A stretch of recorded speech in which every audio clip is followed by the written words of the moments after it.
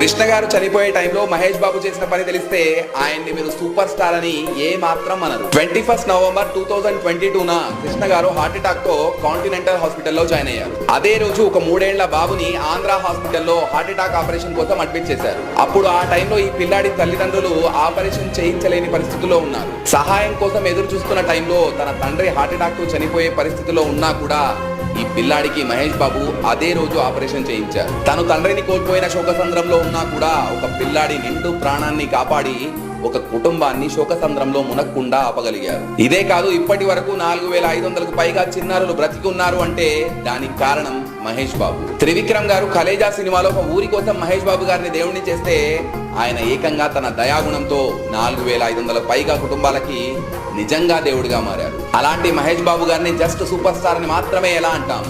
ఆయన super duper star Mahesh Babu ఒక రకంగా చెప్పాలంటే అంత